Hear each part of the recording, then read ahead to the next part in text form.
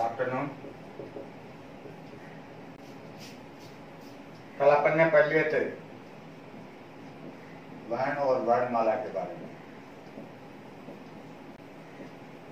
वर्ण किसे कहते हैं और वर्णमाला किसे कहते हैं। आज हम पढ़ेंगे वर्णों के प्रकार। वर्णों के प्रकार। वर्णों के दो प्रकार होते हैं। पहला है अपना स्वर और दूसरा है अपना व्यंजन। पहला अपना क्या है स्वर और दूसरा अपना क्या है व्यंजन। अब स्वर किसे कहते हैं। स्वर किसे कहते हैं। वे वर्ण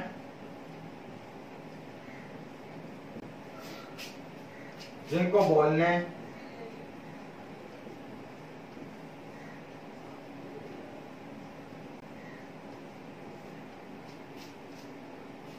अथवा लिखने के लिए किसी अन्य वर्ण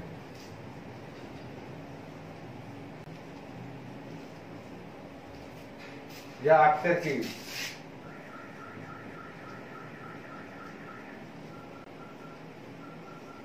सहायता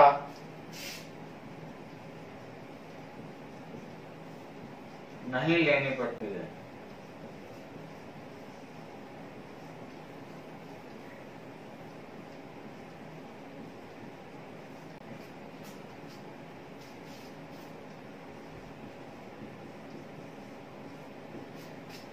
स्वर कहलाते हैं।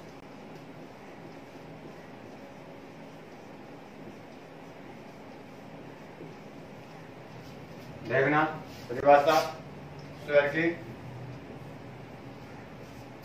कि वे वर्ण जिनको बोलने अथवा लिखने के लिए, वे वर्ण जिनको बोलने अथवा लिखने के लिए किसी अन्य वर्ण की, किसी अन्य वर्ण या अक्षर की सहायता नहीं लेनी पड़ती है। वे वर्ण जिनको बोलने अथवा लिखने के लिए, बोलने अथवा लिखने के लिए किसी अन्य वर्ण या अक्षर की सहायता नहीं लेनी पड़ती है, उसे हम क्या कहते हैं स्वर कहते हैं। कि स्वर के लिए हमें किसी भी अन्य वर्ण या अक्षर की सहायता नहीं लेनी पड़ती है लिखने के लिए, उन्हें हम क्या कहते हैं स्वर कहते हैं। हिंदी में स्वर कितने होते हैं 11 होते हैं। हिंदी में स्वर कितने होते हैं 11 होते हैं। वो कौन कौन से होते हैं वो आपको मैं बताता हूँ। ए, आ, ई,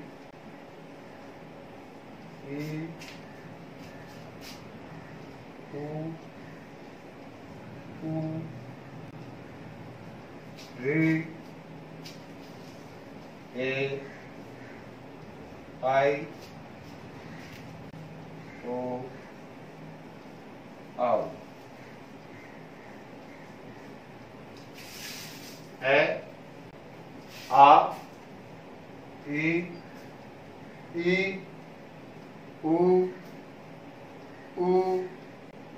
री, ए, आई, ओ, औ।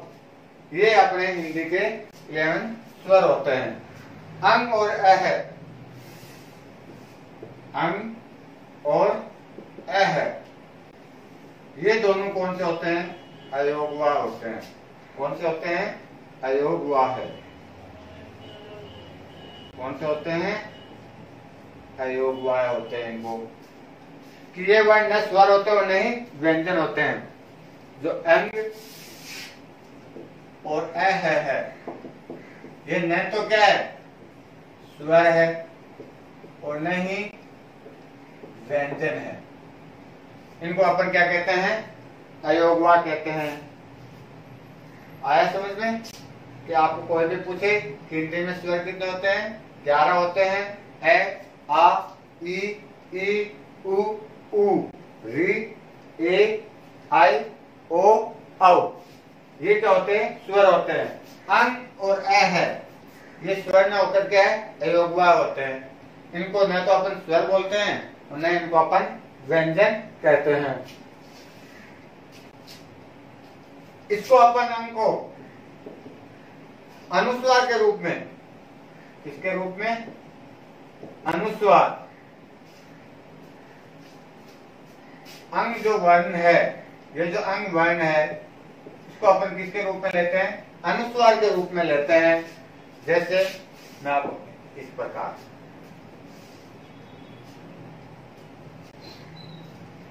अनुस्वार का उच्चारण नाक से किया जाता है और जो अनुस्वार का है इसका उच्चारण अपन किससे करेंगे, नाक से करेंगे। अंग को, अंग जो वर्ण है उसको अपन अनुस्वार के रूप में लेते हैं, जिसका चिन्ह होता है ये, और उच्चारण करते समय इसका जो उच्चारण होगा वो किससे होगा, नाक से होगा। जैसे कंगन, क्या है, कंगन। उसी प्रकार रंग, बंधन, ढंग, संग,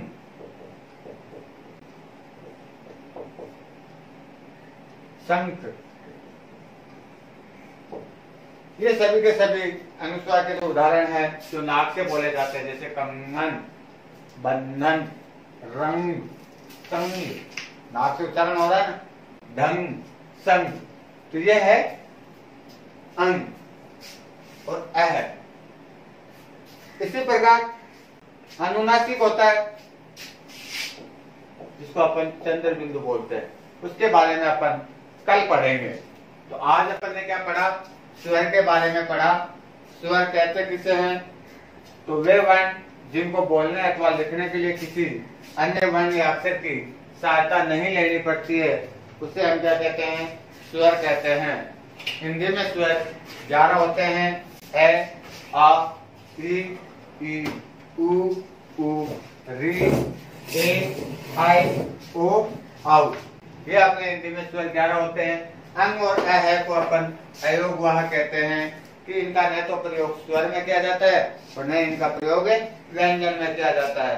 अंग जो वर्ण है वो अनुस्वार में है, जिसका अपन अनुस्वार के रूप में प्रयोग करते हैं, जिसका उच्चारण किससे किया जाता है, नाक से किया जाता है। उदाहरण है जैसे कंगन, बंधन, रंग, संग, ढंग आदि। तो इस प्रकार अपन ने अंग के बारे में पढ़ा।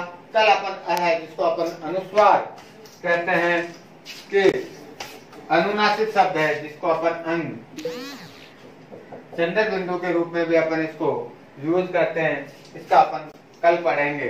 तो आज का जो होमवर्क है वो आपका है कि वर्णों के प्रकार बताइए। तो आपको वर्णों के प्रकार बताना है, स्वर और व्यंजन।